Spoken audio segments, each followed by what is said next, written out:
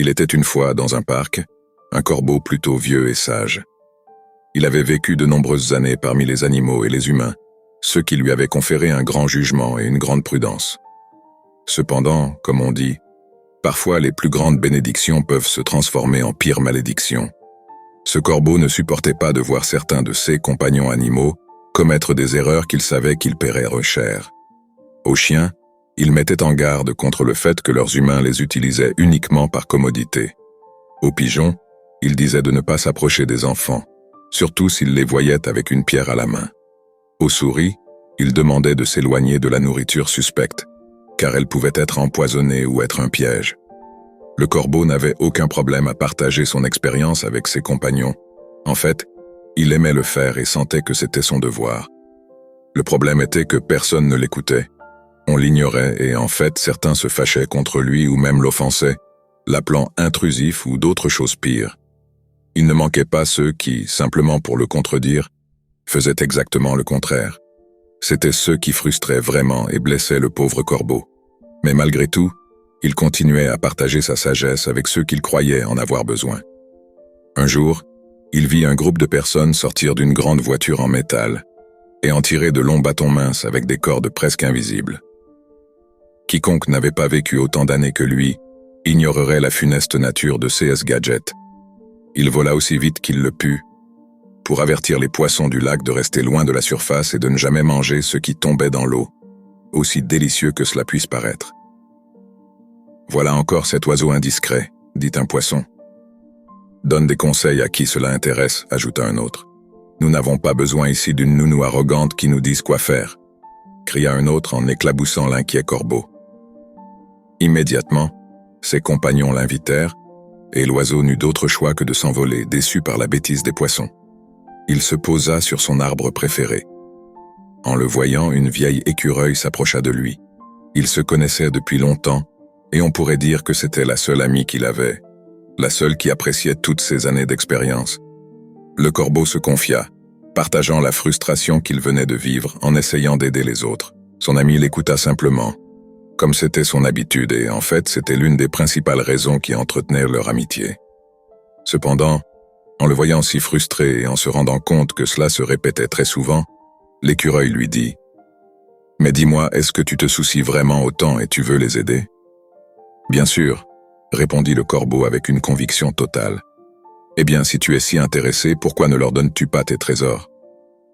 Tout au long de sa vie, l'oiseau avait collectionné une grande quantité d'objets brillants qu'il trouvait dans le monde et les gardait jalousement, car ils avaient une énorme valeur pour lui.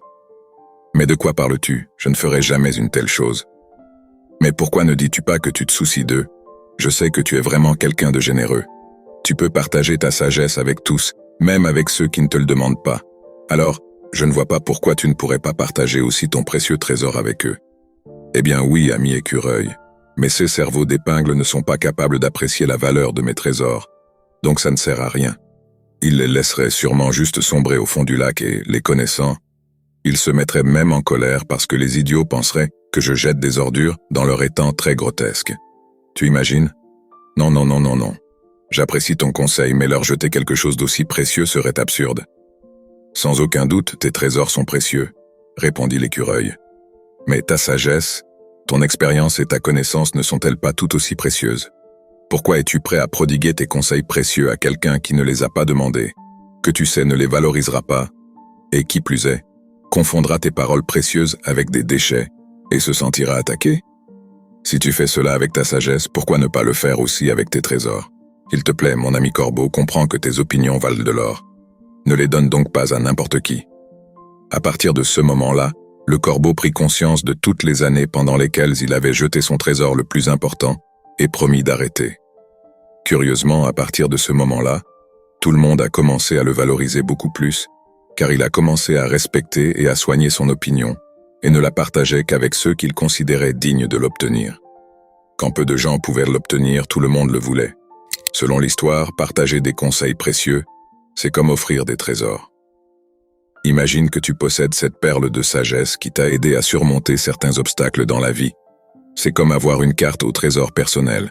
Parfois, nous sommes tellement enthousiastes à l'idée d'aider les autres que nous voulons partager nos expériences avec tout le monde. Mais il s'avère que tout le monde ne valorise pas ou n'apprécie pas ces conseils autant que nous le voudrions. T'es-tu demandé pourquoi cela se produit? Il se peut que les gens soient à des étapes différentes de leur vie et ne soient pas prêts à recevoir certains conseils.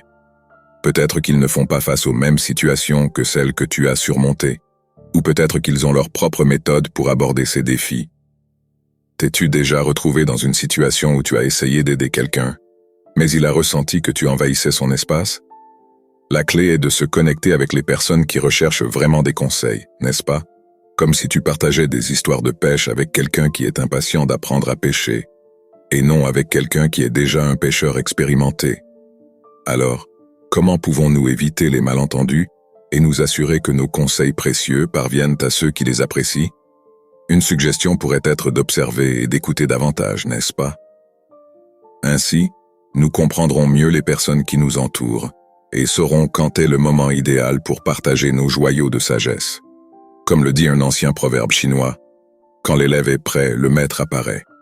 D'un autre côté, apprendre à apprécier les opinions des autres peut être tout un défi, mais c'est essentiel pour construire des relations saines et encourager un environnement de respect mutuel. Lorsque nous sommes confrontés à des opinions différentes des nôtres, il surgit souvent ce sentiment de désaccord.